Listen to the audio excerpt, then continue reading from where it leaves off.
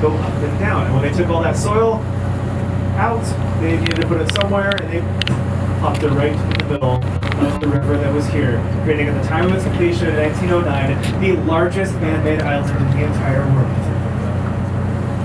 Today it's not even close to being the largest, but at least at one point in our history it was. That's what really matters here. This man-made island is not only home to bigger shipyards, which had all those dry docks a second ago, but there's also a little fueling dock here where a lot of our argosy vessels would go and fuel. And then there's also a lot of these little black barges out here, which don't look that interesting. But if you're a really large vessel that does not want to waste time going and fueling up somewhere else, what you'll do in this case is you'll bring the fuel to them. And so these are just big mobile gas stations, basically. Get a tugboat, tie it along the side, they'll bring that along the side of a giant cruise ship or a grain ship or anything that's out there, and they'll do a ship-to-ship transfer along with that. And so again, you'll use tugboats to do that. Tugboats not only move little ships like this back and forth, but they'll also kind of help maneuver really, really large vessels that are coming in and out of the port of Seattle. So you can take a look over to our right here. We've got the Vigilant and the Guard. These are examples of harbor tugs. Harbor tugs, their sole purpose is to go out, meet these really large ships, and help them safely dock. The ships that come through here that are over 900 feet long, and then for speed and not maneuverability, so having these little ships out here really helps kind of nudge them right in the right spot. Yeah, I know that. Now here, just a second, we're probably going to take a little dip into the eastern waterway of the Wabash, and this is where you can see some really, really huge stuff. In fact, if you're inside right now, it might be useful to kind of take a step outside, out towards the bow here for a second, or get closer to a window, because there is a lot of really, really large stuff that you don't usually get to get up next to. First and foremost, these massive white cranes that are sitting out here. These are called gantry cranes, and these are what allow longshore workers to load or offload cargo.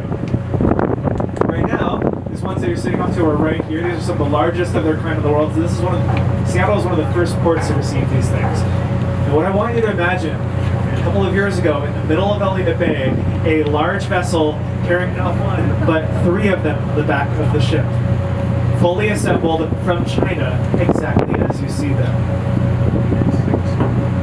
3 of these giant cranes right on the back of that ship, again, crossing over the ocean to be here today. What they had to do was wait for the tide to be right, and they were able to get these right along the shore, and using a system very similar to those dry docks you just saw, they were able to lower sections of the ship, getting this in line with Harbor Island. And at that point, they used a very scientific method called pushing to get them out onto the shore. Okay, they weren't pushing them at all. They kind of rolled them out onto the shore. See if you guys are paying attention at this point. These are on rollers, so there are a number of tracks that are along the shoreline itself. That means that they can move the crane after they're done with one row of cargo and slide the crane down instead of having to untie the ship and reposition the ship over and over and over again. It's a lot more efficient. Now, if you're looking at those cranes still, you can see where that claw-like device is. That's what allows them to lift up all those containers that are sitting on the shore. Follow those cables up, there's a little glass box, and this is where the operator sits. One of the biggest arcade games that lots of screen TVs, boxes, your Pokemon cards, or whatever else you buy at the store. It's all inside these big boxes. That's kind of work really, really hard to get all that to and from. Let's kind of take a break from that for just a second here. Off to our right, you can kind of see just past a number of these other containers that are along the shore. There is the top of a building. There's a flag protruding from the top, giant blue flag that says 12 on it. Do any of you on the bow know what that building is? Starbucks. Yes, that is absolutely correct. That is the world headquarters of Starbucks. We oversee over 20,000 locations worldwide in about 60 different countries. That blue flag, if you're wondering about that, that is in honor of our wonderful football team, the Seattle Seahawks. And I heard, okay, one person cheering in the Sean Alexander jersey right here. Go Hawks. Looking over to our right here, this is also the U.S. Coast Guard base here in the city of Seattle. This is really exciting because we actually have all three of our U.S. Coast Guard icebreakers all in one spot all at the same time. It hasn't happened at least a year or more.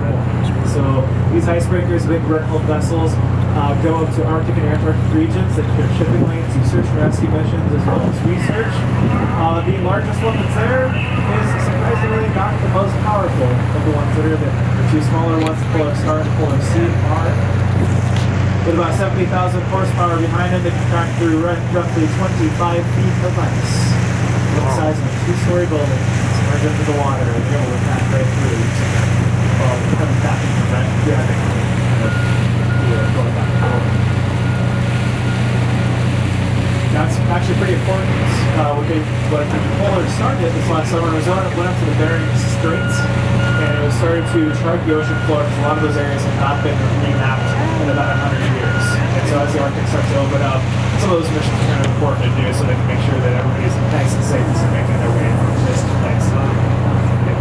But in any case,